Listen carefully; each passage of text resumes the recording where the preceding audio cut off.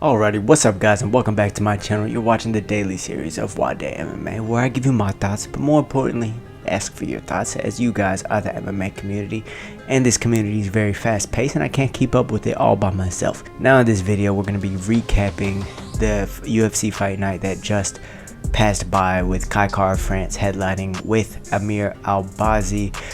Now, first thing I want to talk about on this card is, oh god, it almost seems like every week now we're hearing robbery this, robbery that, this wasn't even a close fight, or this guy won, or no matter what the judges, the professionals think, right? Every common fan who's bet on this fight and lost their bet is calling a robbery, and I just want to tell them to fuck off and tell them that if it's a close fight, and if you can agree that it's a close fight, then regardless of the way it goes, it's not a robbery. Okay, there's a big difference between maybe a decision that you thought was wrong and a robbery. A robbery is it 100% should have went one person's way, yet went the other. Therefore, they got robbed, right? Alright, now that I got that out of the way, I'm going to get into talking about the scoring of the Kai France and the Amir Albazi fight. I'm going to talk about my thoughts watching it without commentary, because that's how I watched it live. I'm going to get into talking about who I thought won. However, first I am going to go over the prelims and the people who I thought made standout performances and who I think should get a good amount of credit in this video. So if that sounds good to you, if this sounds like something you guys want to hear, if it sounds like it's going to be entertaining, go ahead and drop a like on this video, and don't forget to comment your thoughts below, and you're more than welcome to subscribe for more daily MMA content and in-depth fight analysis. But with that said, let's go ahead and get right into the recap. So Damon Blackshear versus Luis Lucera. Lucera going for a bunch of different leg locks, inverting, tough guard to pass, or tough guy to stay on top of. Clearly, he wanted the fight on the ground. Damon Blackshear did a really great job of defending the leg locks, not letting anything get overextended and too out of his control. A good job of keeping his weight on Lucera so that it can tax him and, affect his gas tank, and he's using more energy than he needs to try and pull off these submissions. And then when it gets back to the feet, he ends up knocking him out. TKO victory. That was a great job by Damon Blackshear. He is starting to become a real name in this bantamweight division. It looks like he's going to be here for a while, so let's see where he goes on from here next. Elise Reed had a really good performance against Jinu Fry, I think her name was. Elise Reed, she was using that side kick very well, something I'm a big fan of, that side kick. She was using the push kicks and body kicks very well. I think that she does need more time in the wrestling department. However, who was it? Was it Laura Sanko? Who was the commentary team that night? Laura Sanko, basically, all of them saying that she needs to work on her grappling. When she got to the ground and the girl was in her guard, she was attacking. She was using beautiful frames. She was using a good triangle setup to try and get her up off of her, or to even try and go for a finish. The girl did nothing on the ground, couldn't really even land any damage, and Elise Reed ended up getting back to her feet. I don't understand when people say, oh, they need to work on their ground game after that. Like, dude, you're gonna get taken down in a fight. It's about what you do when you get taken down. Are you attacking, or are you just sitting there and getting beat up? Do you have your guard locked, or are you attacking and then you get right up without the person landing any damage, right? So I think she did a really good job. I think she had a really good outing, and good job, Elise Reed. Muhammad Naimov had a comeback win over Jamie Mullarkey. I thought he was down in that fight. He was losing on the strike totals, and then ends up knocking out Jamie Mullarkey in a vicious fashion. A tough guy to put away, by the way. Jamie Mullarkey is a tough kid, so I thought that was a good win on his record. John Castaneda had a really good victory over Muin Gafarov. Talk about I thought that was going to be the fight of the night, to be honest. Gafarov and Castaneda, that was a ridiculous fight. It ended up going to Caceres and Pineda, which was also a really good fight, but I thought Gafarov was he was literally just swinging, tired of not swinging, trying to get the fight stopped. He hurt Castaneda with a couple of things, but for the majority of the part, he did look a little wild. He looked a little uncomposed. It looked like it was his first fight in the UFC, which it was his first fight in the UFC, so it is as expected. People are going to be very excited to get in there, and you know, they finally get that bit of freedom. They just want to do everything right. Castaneda showed a little bit more composure, a little bit more sharpness from the outside, and he was able to get the job done, and I'm proud of him for not falling into that trap, because a lot of people will just start slugging it out and banging with him if they're put under that kind of pressure. But he kept his composure. He ended up getting a few takedowns of his own, getting a knockdown of his own, and he put on a really good performance. This is another fight in the bantamweight division. Yeah, these guys aren't even ranked, guys, and yeah, they put on great performances and good showings, not just for excitement purposes, but also with really good skill and technique. So that's another nod for that bantamweight division. Don'Tale Mayes knocked out Amir Albazi. This was almost predicted. It was a really nice overhand that he caught him with. He kind of slipped the jab overhand, and it was pretty clean. But Amir Albazi, I think it's about that time for him to start hanging it up. Now, Karine Silva, Killer Silva, is an absolute animal, and she has a very, very good ground game, a good awareness of leg locks. The leg lock she pulled off was very high level, and I'm gonna break it down. Actually, I'm gonna be posting it probably like a day after this video, so stay on the lookout for that. Turn post notifications on if you want to be notified when that one comes out, since I do post daily at all times throughout the day. But Karine Silva's a killer, both on the feet, both on the ground. She's an absolute danger. She was supposed to be fighting Ketlen Vieira. She gets late notice change of opponent, ends up taking her down and submitting her in under 90 seconds. This girl's an absolute animal, and there's no more fitting nickname for her. She's a killer. But who do I want to see her fight next? Let's get that Ketlen Vieira matchup set again. Now, there's another star in this division, Natalia Silva. I don't want to see them fight it yet. They're both from Brazil. They're both young. They're both very, very skilled and talented, and they're both making their way up. Don't have them fight yet. This is a Hamza and Shavkat kind of situation here.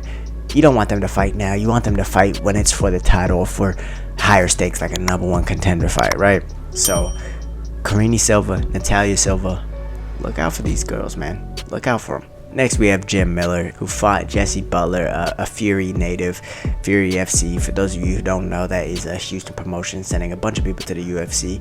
So congrats for them. Congrats for Jesse Butler taking this fight on 2 days' notice against an absolute legend in Jim Miller. And Jim Miller's like, what, 45, 46? Still knocking people out. Gosh, for you, those of you who are newer to the UFC, who haven't been watching for a while, who think Jim Miller's just some old legend, which he is, but the guy still got it. 1, he's still finishing fights. 2, he's like, what, he's won 4 out of his last 5 or 5 out of his last 6 or something like that. He should be getting higher ranking contenders. And not only that, but in his prime, while he was still beating people, maybe he would go on like a 4 or 5 win streak and then lose one. The dude was battling Lyme's disease, guys. I mean, go watch his podcast with Joe Rogan and you'll get the full story on that. But he was battling Lyme's disease in his prime. We never got to see the full version of Jim Miller in his prime. I mean, he was already a killer. He was already a motherfucker to go against back in the day. And he's still a motherfucker to go against now. But the fact that we never got to see Jim Miller be the Jim Miller without the Lyme's disease, that's a big hindrance. But I love Jim Miller, love watching him fight. Always an exciting guy to watch, always going for the finish. Couldn't say enough great things about the guy. Amazing dude. Alex Caceres got a hard fought decision win over Daniel Pineda. Daniel Pineda was a feared guy in Texas for a long time. He went to the UFC. I think he ended up getting cut. He went to the PFL. He won a couple fights, lost a couple. He came back to the UFC, and he's still doing his thing. He's probably going to get another UFC fight because this one was so exciting. He showed so much heart in there. Got hit to the body a few times. Alex Caceres showed a lot of heart in there, surviving that armbar, fully extended armbar. Absolutely ridiculous fight. Daniel Pineda, I want to see more from him. I thought, man, dude, just take a cut couple more seconds in between your combinations, in between your shots. I thought he just rushed everything just a little bit too much. But that's part of being on the big stage. That's part of being in the UFC. That's part of getting your comfortability and your feet wet in the UFC. I think that this is a good fight for him. It didn't have to be a war, but because he kind of pushed that pace and made it a war, and he had a worthy contender in Alex Caceres to help him out with that. Yeah, we'll see how he looks in the next one. Hopefully he comes out a little bit more measured, a little bit more paced, and I'll be excited to watch that one. Alex Caceres, give him a ranked guy. Give him someone in the top 10. Fuck the top 15 for now. Just give him someone in the top 10, and we should call it a day there. 7-1 in his last 8. Like, guys, come on, dude. What are we doing here? We're just feeding him to a bunch of guys. What are we doing here? Give him what he wants. And now Kai Kara-France versus Amir Albazi. This is, let me adjust my mic for this one, guys. So go ahead and comment for the rest of the card what your thoughts were. If you want to pause the video now, go ahead. But one thing I have to say about this is it's not a robbery.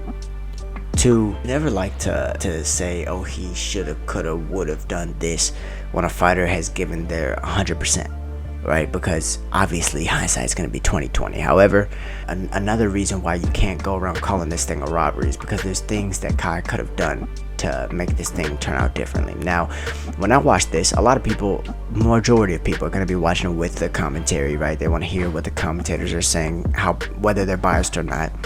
And I don't know if they're biased because I still haven't heard it with commentary. But the first three rounds, I gave to Albazi. Now, the judges were all over the place, right? They were all over the place. I mean, Chris Lee had it I think he had Kai winning the first. I think two judges, other than Sal D'Amato, the other two judges had Kai winning the first round, and then Albazi winning the two. It was all, I'll put the scorecards up here, but it was all mixed up. And I agreed with Sal D'Amato's card the most. I thought Kai came out way too slow, and even if the strike totals were close, the more effective shots were landed by Albazi. And even if the strike totals were close, what else are you doing in the round? Are you attacking the grappling, or are you just defending the grappling? Attacking the grappling, it does matter. It's not super, it's not weighed super heavy, but it's better than just defending, right? If everything else is even, they're going to give the fight to someone who is attacking over someone who is defending. Similar to the Carlos Esparza Rose Namajunas situation, right? So right away, I noticed Kai came out way too slow, way slower than I would have liked. I would have liked him to be kicking the legs a lot sooner. I would have liked for him to be adding up on the jabs a lot sooner, but he didn't. Okay, put that in the past. I thought he lost the first round. Two judges gave it to him. I guess they saw something I didn't, but I thought he lost the first round. Second round, I thought Kai was landing more shots, right? He was landing a good amount of shots, but what were the most effective shots? The two shots that I noticed the most, watching it without any commentary, was Albazi landing the left hook. Keep in mind, guys, I'm a Izzy fan here. I'm a fan of that whole City kickboxing team. I love their style, and I love what they do over there. But, you know, the truth is the truth, and that's the side I'm always on, right? Albazi landed two clean left hooks. One of them rocked Kai and made him stumble backwards, or at least that's the visuals that we all got from it. The other one staggered him a little bit as well. And then in between, of course, they were going back and forth. Kai would land a good leg kick that was very, very noticeable. Albazi would land one that was just as noticeable or even more noticeable back. And so just off of visuals and just off of the damaging shots, I also gave that one to Albazi. I thought Kai was a little bit more active in that one. I thought that one could be a swing round for the most part just because of the activity of Kai, but I thought most of them weren't landing very clean, the shots that he was throwing, and I thought Albazi landed the more effective strikes. Now, on to the third round. He gets his back taken. He's on the ground for majority of the round. He gets up afterwards and he lands a couple of strikes, and people are gonna say whatever they want about that round, but I thought he lost that round too. Now, he won 4-5 in my books and on most judges' books, right? He won 4-5, definitely won 5 by a wide margin. But are you gonna give away 2 rounds and expect all 3 judges to score the last 3 rounds for you, even if you decidedly won all 3 of them? You're gonna trust 3 judges to give you those last 3 rounds in a row. That's not the way it works. I think that Kai did come out too slow, and then the time he decided to start turning it up in that third round, he got taken down, and he kind of lost that one, right? Hindsight's 2020. I think Kai should have came out faster. That would have thrown all this controversy out the window. It would have solved all his problems if he got the finish, right? Now you're in there fighting the best of the best. Sometimes you can't always get the finish, but you can always try. You can always try to be more active. You can always try to use more of that gas tank. I know that you're expecting a high-paced, high-wrestling fight, but you'll get there when you get there. You gotta fight, and you gotta try and win every round you can, right? You can't leave it to the judges. And the judges scored it how at the end of that fight, I thought it could go either way, and I thought that Albazi had the first 2-3 rounds, with the second round being a swing round, and I thought Kai. The fourth round was kind of close, and Kai won the fifth. That's how I had it, and it went pretty much how I thought it did. So I might be an idiot. I might be scoring it completely wrong, even though I have a professional judge in my circle who's on the judging committees week by week, who studies the judging criteria daily, who trains other judges, who trains other refs. I think I know a little bit about what I'm talking about as far as the scoring criteria is concerned. If you want a more in-depth breakdown, just let me know. But guys, not a robbery. It's not a robbery. It was a close fight, sure, absolutely. I feel for Kai. I want him to get another high-profile fight, just so one, he can make a lot of money. Two, can put him into that title contention shot. I know Brandon Royval's kind of waiting on that title shot. I'm curious to see if him and Albazi will fight for the number one contendership, or if it'll be Royval then Albazi, depending on how that title fight with Moreno and Pantoja goes. But guys, let me know what you guys think. Y'all thought it was a robbery? Did y'all think it was fair? Let me know in the comments down below. But I'm tired of hearing that freaking word. I'm tired of it. So if I sound a little annoyed, I am. But it is what it is, in the words of Blessed. So thank you guys for watching. Thank you guys for tuning in. Stay tuned for that Karine Silva breakdown, because it's coming. It's coming. Tell your friend to tell a friend that Nwadei MMA is the best show in the biz, the best MMA podcast on YouTube. And y'all have a good one. So stay safe, stay blessed. I'm out. Peace.